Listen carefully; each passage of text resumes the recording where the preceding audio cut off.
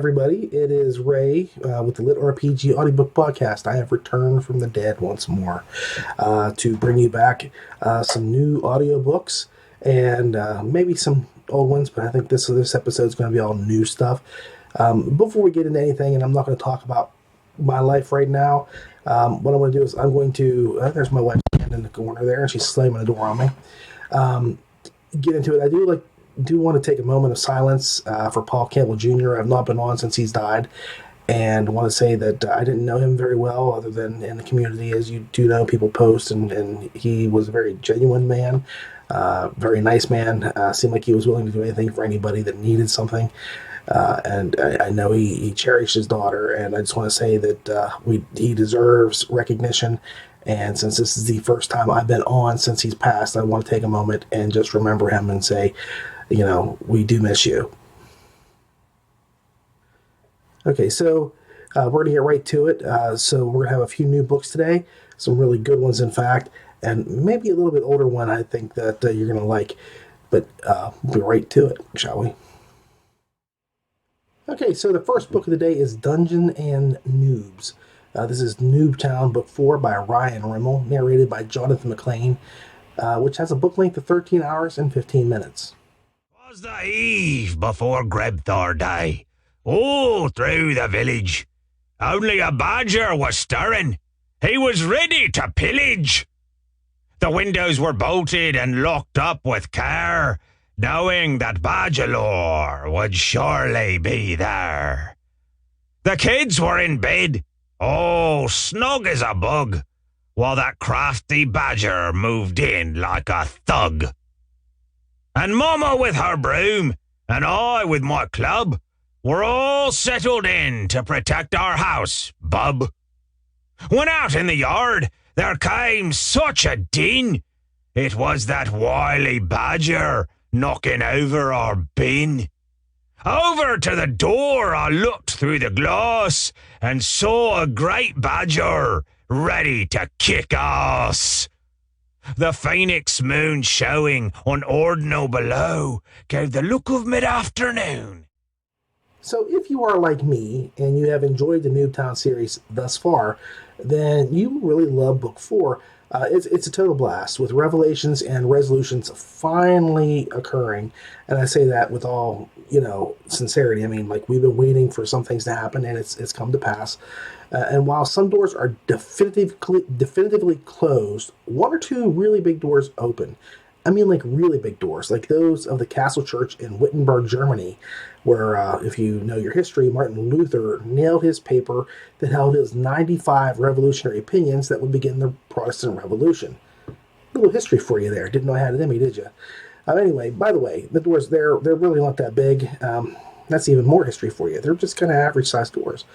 Would you be intrigued if I said that you might hear in this book, so let's get off of the topic of the church in Germany and get back into Noobtown, if I said you finally get to see what happened to Charles and actually learn why Badgelor is so PO'd at him?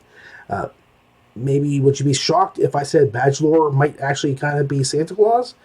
That there might be a demon door involved and maybe Jim actually goes through it? Maybe. Well, all that and more might and probably will be revealed. I can't say because that's spoilers, but the book really kind of takes a huge step forward, and you can see from the ending that Jim is pretty strong at this point, and he's getting himself into more trouble even as he becomes more powerful. So it's a pretty good, fun ride.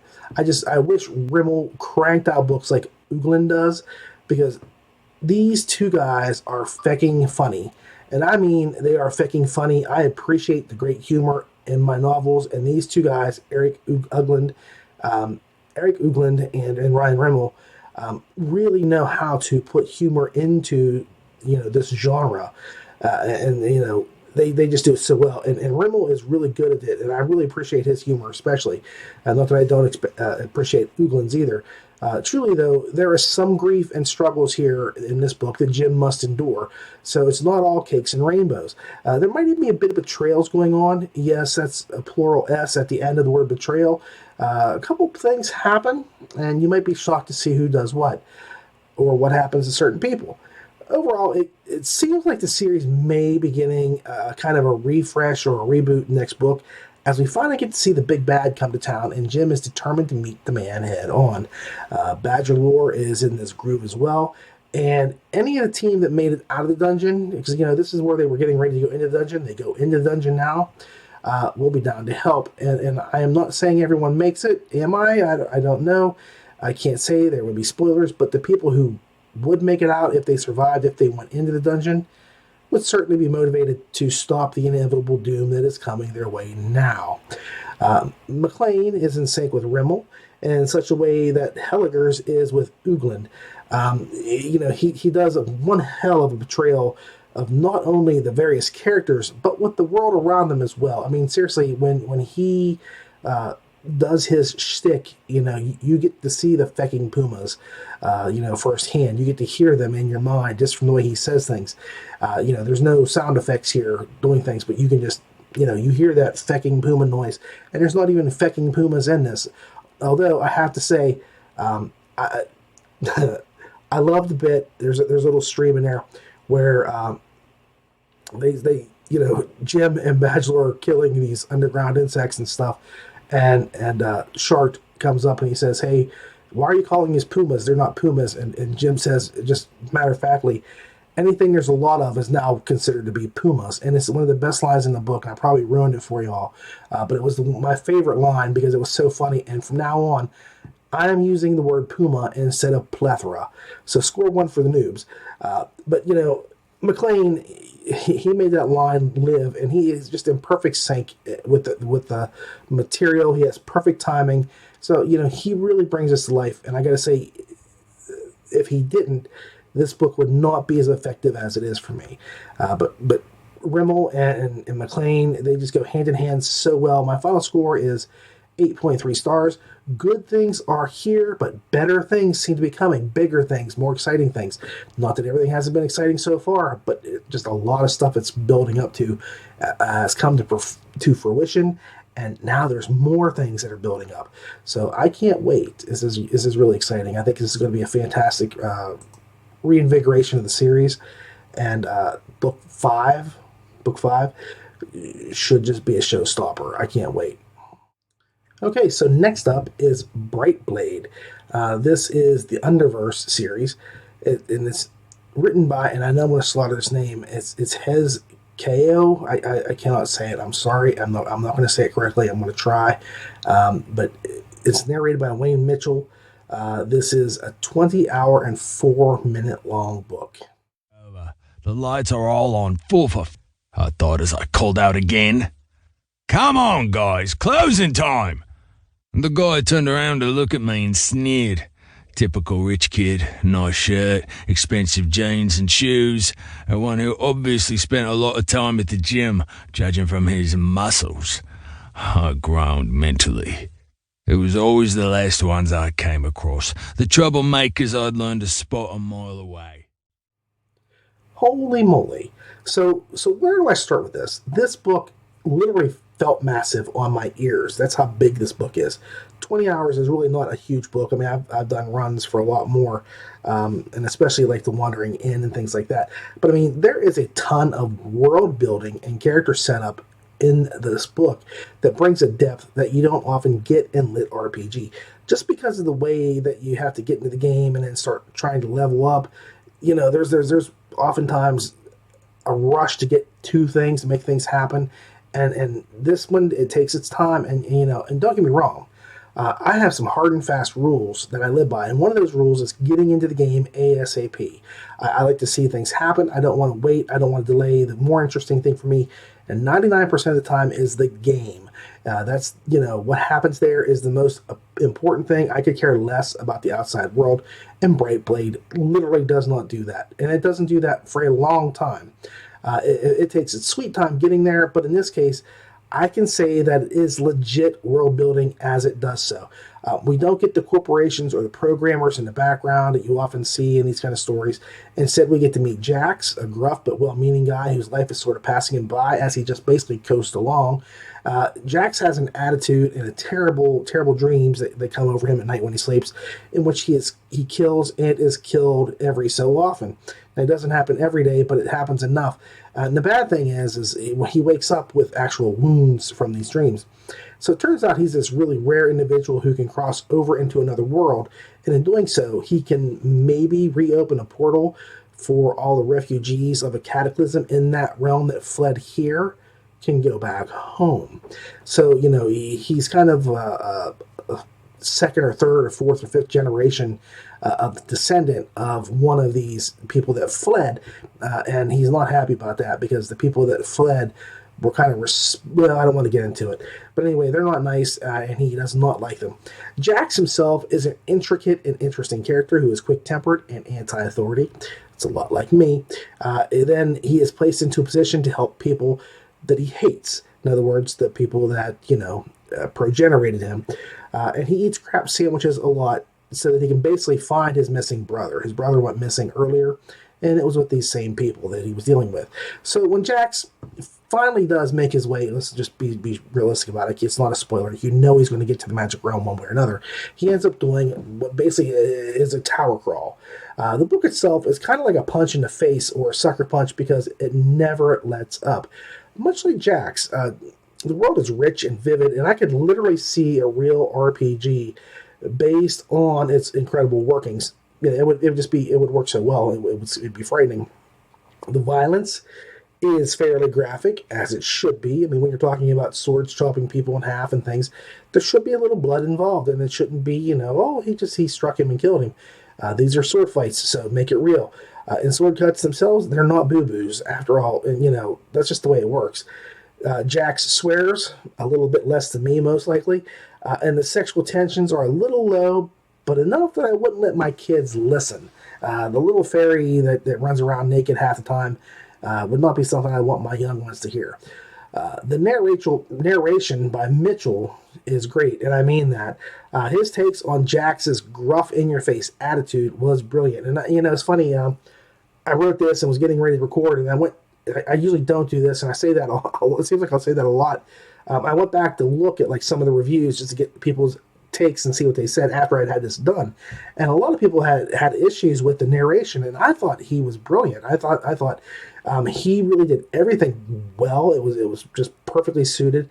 And there was only one thing, if I had to pick a flaw in any voice that he chose to use, it would be that of the Spore Mother, because she just sounded more like a crazy person and not an ancient lurker in darkness.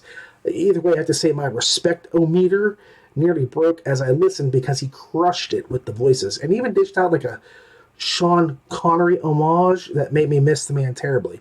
So, Mitchell has some really good chops as far as I'm concerned. And like I say, I listened to the books and I can tell you, listening to Jax, I've heard people that talk like that, and I think it was spot on, or it was as close enough that I couldn't complain. My final score is 8.2 stars. Why? I do have rules, and one of those rules is getting into the game in a timely manner.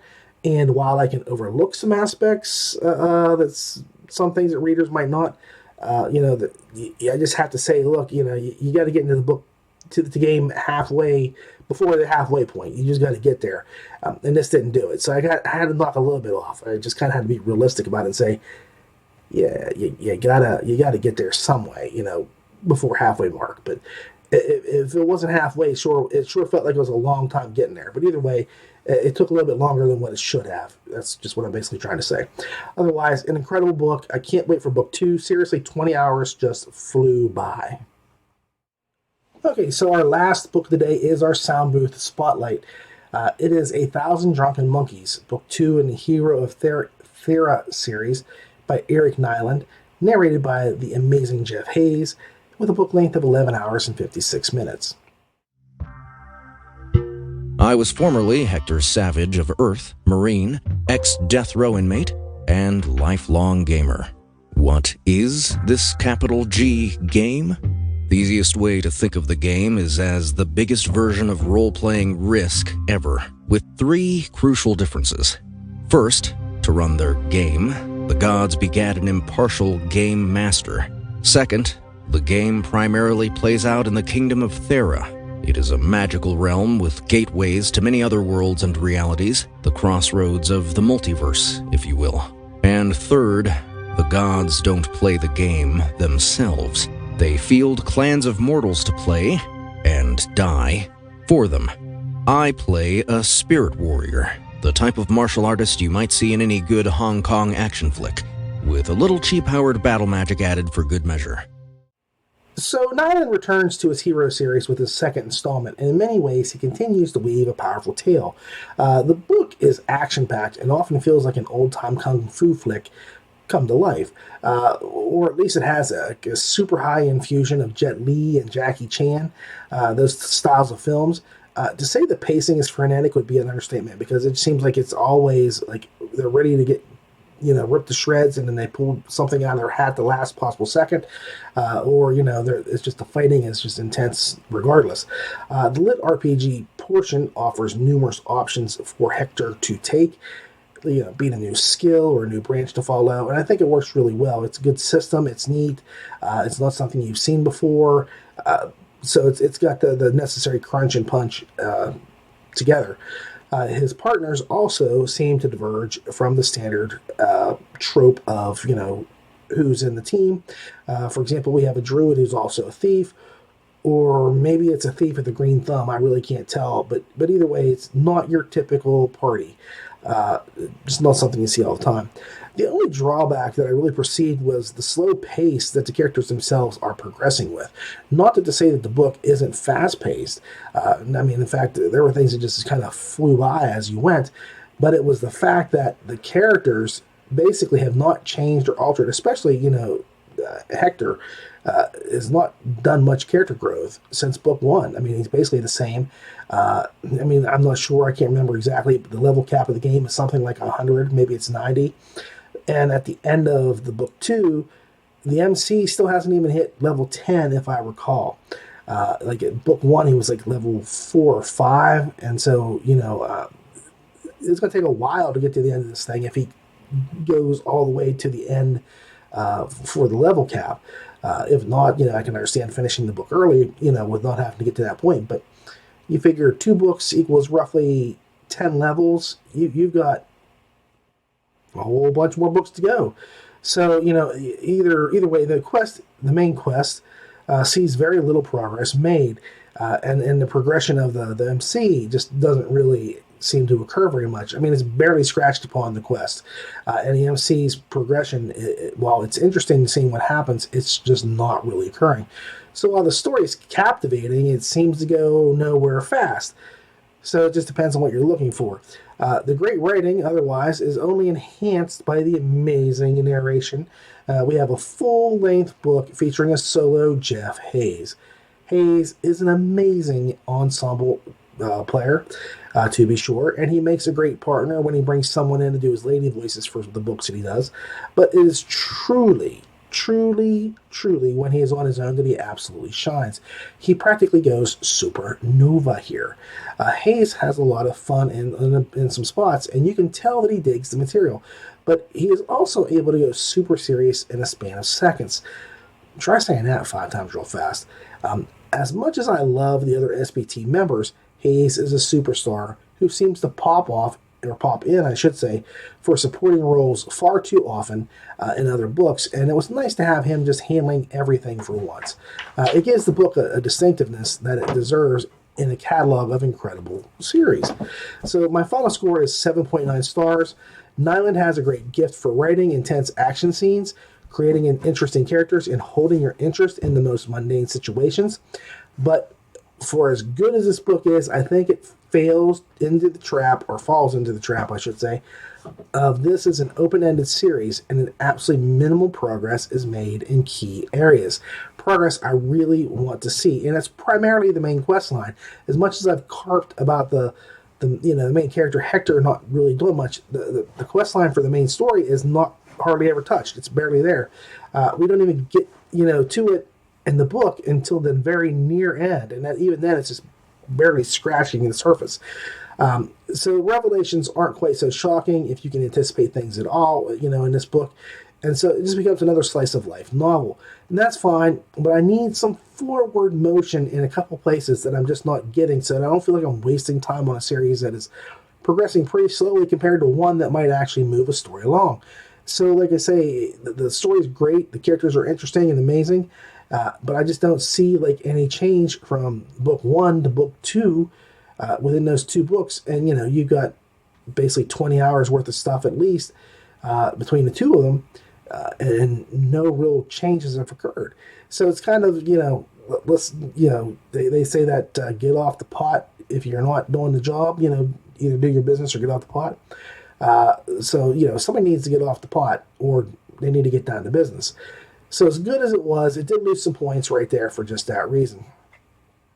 So the 7.9 stars, like I say, it's really good. Jeff Hayes absolutely gnashes his teeth as he prepares, just because he terrorizes these characters. He's just amazing with his voice.